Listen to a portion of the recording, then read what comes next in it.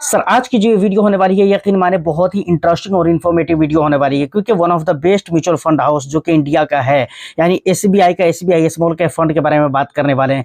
यहाँ पर बहुत मरतबा मेरे पास बहुत तरह के सवाल हैं, लेकिन इनको कभी भी मैं सीरियस होकर नहीं लिया। लेकिन आज की इस वीडियो में हम हर चीज़ को यहाँ पर कवर करने वाले हैं। ये अपने बेंच मार्क इंडेक्स को भी बीट नहीं कर पा रहा है, अपने पेयर्स को भी बीट नहीं कर पा रहा है, लगातार ये कई सालों से अंडर परफॉर्म चल रहा है। यहाँ पर क्या प्रॉब्लम है, क्या खराबी है, आपको रहना चाहिए तो क्यों रहना चाहिए, नहीं रहना चाहिए, एग्जिट करना चाहिए तो क्यों एग्जिट करना चाहिए, इन तमाम तर प्लस नए इन्वेस्टर्स को क्या करना चाहिए, तमाम तर सवालों का जवाब हम बिल्कुल रियल डेटा के जरिए देने की कोशिश करने वाले हैं। तो वीडियो बहुत इन्फॉर्मेटिव होगी, बस आप देखिए।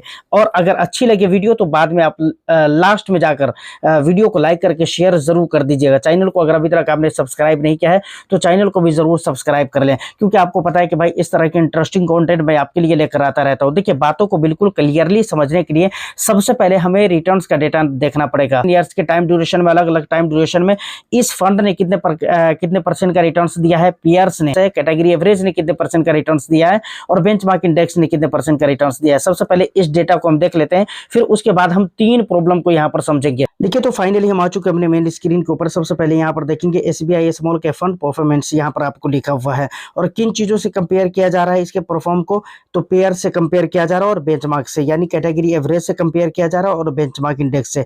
और कब से कब तक का ये डेटा लिया गया है देख सकते हैं आप, डेट एज ऑफ मार्च 16 2026, ठीक है ना, यानी 2016 मार्च 2016 से लेकर अभी तक का जो है ये डेटा लिया जा रहा है, ठीक है। और उसके बाद अब यहाँ पर आप आएंगे तो देखेंगे यहाँ पर पीरियड दिया गया है, जो कि पीरियड आपको देखा जा रहा है, देख सकते हैं आप यहाँ पर। और यहाँ पर एसबीआई स्मॉल कैप की बात है, यानी रिटर्न्स लिखा हुआ है, यहाँ पर बेंचमार्क का इंडेक्स नजर आ जाता है और यहाँ पर कैटेगरी एवरेज के रिटर्न्स आपको नजर आ जाते हैं। सबसे पहले पिछले 1 ईयर में देखेंगे तो इस फंड ने कितने परसेंट का रिटर्न्स दिया है, 1.1112% का रिटर्न्स दिया है, ठीक है। जबकि बेंचमार्क इंडेक्स इसका कौन सा, S&P BSE 250 small cap TRI, तो यहाँ पर आप देख सकते हैं कि बेंचमार्क ने कितने परसेंट का रिटर्न, 5.41% का रिटर्न दिया है। और वहीं पर अगर आप देखेंगे कैटेगरी एवरेज ने तो 6.48% का रिटर्न दिया है। उसके अलावा अगर आ जाता है दूसरे नंबर पे, मतलब तीसरे साल में अगर आप देखें तो पिछले 3 ईयर्स में इस फंड ने 11.81% का रिटर्न्स दिया है।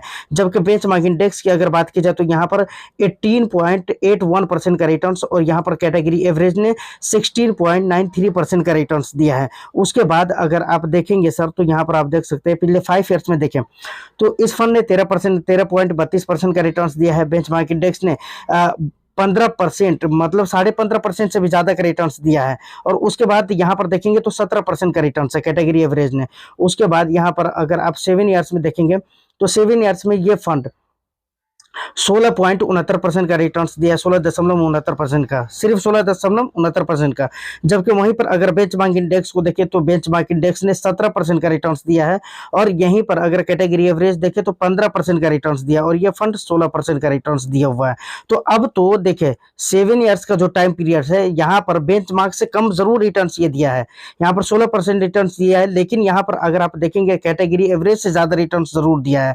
उसके बाद यहाँ पर अगर आप देखोगे सर पिछले 10 ईयर्स में तो यहाँ पर आप देख सकते हैं 17.45% का रिटर्न्स दिया है और यहाँ पर बेंचमार्क इंडेक्स ने 16% का रिटर्न्स दिया है और यहाँ पर 17.69% का रिटर्न्स। फिर अगर आप 10 ईयर्स के टाइम ड्यूरेशन में जाएंगे तो यहाँ पर अभी भी फिर से एक मरतबा 17.69% का रिटर्न्स कैटेगरी एवरेज में देखने को मिल जाता है, यानी कैटेगरी एवरेज 10 सालों में भी ज्यादा रिटर्न्स ये दे पा रहा है, ठीक है।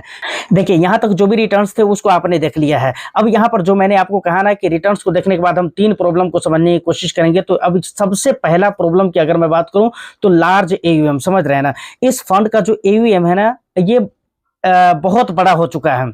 एक रिसर्च के मुताबिक फंड मैनेजर के पास इतने ज्यादा पैसे हो चुके हैं कि अब उनको क्वालिटी स्टॉक के अंदर निवेश करने का मौका नहीं मिल पा रहा है। मतलब इतने पैसे को कहां कहां क्वालिटी स्टॉक को तलाशा जाए, कितना क्वालिटी स्टॉक निकाला जाए कि इन पैसों को निवेश किया जाए, ऐसा एक रिसर्च के मुताबिक निकल कर आया है।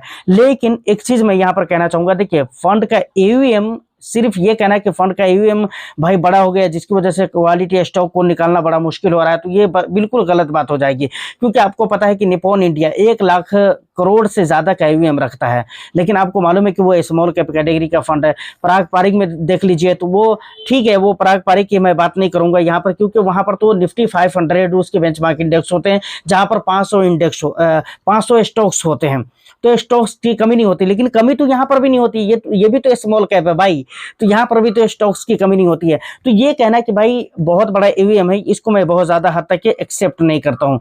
दूसरे नंबर पर जो प्रॉब्लम बताया गया है एक मेरे रिसर्च के मुताबिक, वो ये है कि हाई कैश होल्डिंग्स, ठीक है ना, यानी ये फंड जो है ना, फंड मैनेजर 9.47% पैसे, ये अपने एवीएम का, अपने कैपिटल का 9.47% पैसे कैश करके रखा हुआ है।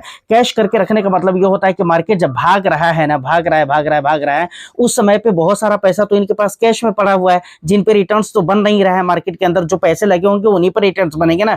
जो कैश आप लेकर बैठे हुए हो पेटी में रखकर, या अपने घर में रखकर, या सेविंग अकाउंट्स में रखकर, या किसी दूसरे जगह पे, मतलब कैश करके जो आपने बैठा हुआ है, उसमें तो आपके रिटर्न्स बनेंगे नहीं। तो दूसरा प्रॉब्लम ये बताया गया है कि भाई इस फंड का दूसरा प्रॉब्लम तो यह है कि बहुत ज्यादा, यानी 9.47% पैसे अपने कैपिटल का फंड मैनेजर कैश करके बैठा हुआ है, ठीक है ना।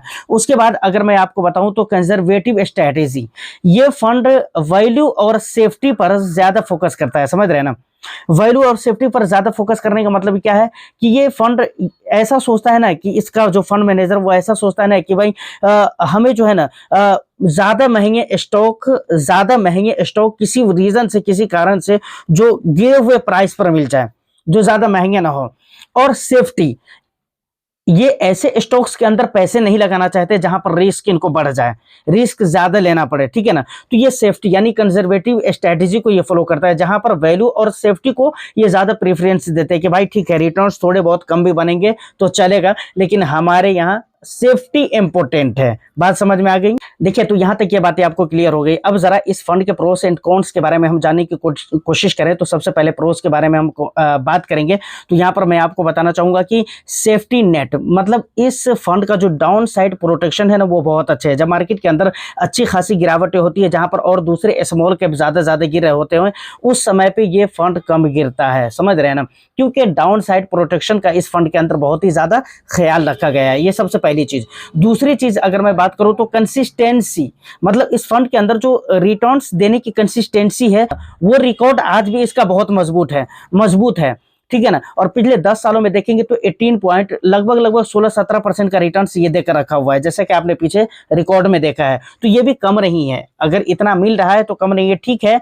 ये अपने पेयर्स, अपने बेंचमार्क से थोड़ा सा वीक जरूर जा रहा है, लेकिन अभी भी कंसिस्टेंसी से रिटर्न्स दे रहा है। तो कंसिस्टेंसी जो है ना, यानी लगातार मार्केट के अंदर हर मार्केट सिचुएशन को मैनेज करते हुए, मेंटेन करते हुए रिटर्न्स देना, लगातार रिटर्न्स देना, ये किसी भी फंड के लिए एक बहुत अच्छी बात होती है। यानी सेफ्टी और कंसिस्टेंसी, यानी लगातार रिटर्न्स देने की जो काबिलियत है, सलाहियत है इस फंड के अंदर, ये दो चीजें बहुत अच्छी है। प्रोस के तौर पे इसे आप जान सकते हो, ठीक है ना। तो इसे आप रुकने का कारण भी मान सकते हो कि इसलिए आपको इस फंड के अंदर रुकना चाहिए, क्योंकि यहाँ पर सेफ्टी आपको और कंसिस्टेंसी रिटर्न्स देने के मामले में ये दो चीजें मिलती है, जिसकी वजह से आपको रुकना चाहिए। अब निकलने की वजह क्या हो सकती है और निकलने के क्या क्या कारण हो सकते हैं, तो वो भी आप जान लीजिए, ठीक है ना।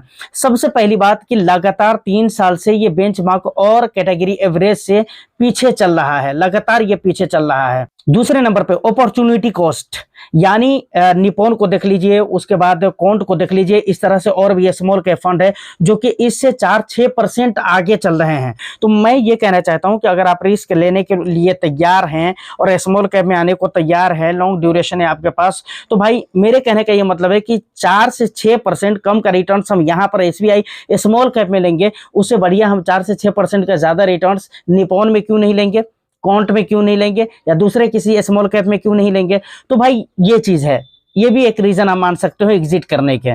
तो 2 प्रोस और 2 कॉन्स मैंने आपको बता दिया कि क्यों आपको इस फंड के अंदर रुकना चाहिए और क्यों आपको इस फंड से निकल जाना चाहिए। लेकिन इन तमाम चीजों के बावजूद आफ्टर ऑल अब आपको फाइनल डिसीजन, मतलब फाइनल रिकमेंडेशन क्या होना चाहिए, और मैं इन माय ओपिनियन जो फाइनल मुझे समझ में आता है वो चीज क्या होना चाहिए। आपको जो भी समझ में आता है आप कमेंट करके बता दीजिए, लेकिन मुझे जो समझ में आ रहा है वो मैं बता रहा हूं। अब सुनिए, सबसे पहले हम एग्जिस्टिंग इन्वेस्टर्स के लिए बात करना चाहेंगे कि सर अगर आपका गोल 2030 प्लस तक है, ठीक है ना, तो आप यहां पर बने रह सकते हो। आप अगर बहुत ज्यादा रिस्क नहीं लेना चाहते हो तो आप यहां पर बने रह सकते हो।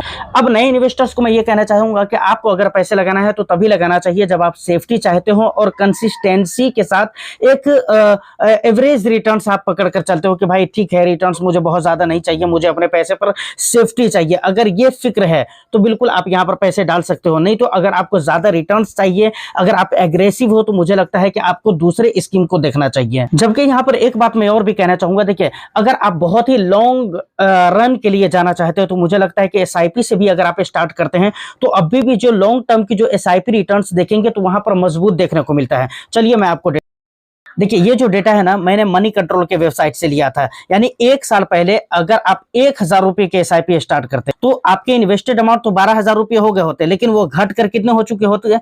11,534 रुपए सिर्फ। समझ रहे? क्योंकि मार्केट में इतनी गिरावट हो गई है और ये फंड गिर चुका है इतना कि सिर्फ आपके पैसे 11,534 रुपए रह गए होते 12,000 में से। अच्छा, 2 साल पहले अगर आपने 1,000 रुपए की एसआईपी स्टार्ट की होती तो इन्वेस्टेड अमाउंट आपके कितने हो जाते? 24,000। 24 महीने में 24,000 रुपए हो जाते 1,000 रुपए के एसआईपी के हिसाब से। लेकिन वो पैसा घट कर कितना हो गया होता? 23,050 रुपए सिर्फ। 24,000 में से 23,050 रुपए यानी 950 रुपए आपके खत्म हो गए होते, मार्केट खा गया होता, ठीक है ना। उसके बाद 3 साल पहले अगर आप 1,000 रुपए के एसआईपी आपने स्टार्ट किया होता तो आपके इन्वेस्टेड अमाउंट 36,000 रुपए हो गए होते। लेकिन ये बढ़कर देखिए तीसरे साल से जो है ना, इन्वेस्टमेंट पे आपके रिटर्न्स कुछ बढ़ने लगे। तीसरे साल में 36,000 का आपका 38,451 रुपया हो गया होता, 38,451 रुपया हो चुका होता। उसके बाद 5 साल पहले आपने 1,000 रुपये के एसआईपी स्टार्ट की होती तो आज की डेट में इन्वेस्टेड अमाउंट तो आपके 60,000 रुपये हो जाते। लेकिन वो 60,000 जो आपके इन्वेस्टेड होते उस पर रिटर्न्स आपके बनकर टोटल कितने हो चुके होते? 78,597 रुपये हो चुके होते। उसके बाद 10 साल पहले, आज से 10 साल पहले आपने सिर्फ 1,000 रुपए की एसआईपी स्टार्ट की होती यहाँ पर ना, तो आपके इन्वेस्टेड अमाउंट हो जाते 1,20,000 रुपये। सरकार समझ रहे हैं ना, 1,20,000 रुपये आपके इन्वेस्टेड अमाउंट हो चुके होते हैं। लेकिन उस पर जो रिटर्न्स मिले होते वो कितने मिले होते पता है आपको? मतलब टोटल पैसे रिटर्न्स मिलजुल कर कितने हो चुके होते? 3,833 रुपये। मतलब 1,20,000 आपके निवेश रहे, ठीक है ना, और आपके टोटल कितने बन गए? 3 लाख बन गए। यानी 1 लाख का 3 लाख रुपया। समझ रहे हैं ना, लगभग 2 लाख रुपए का प्रॉफिट।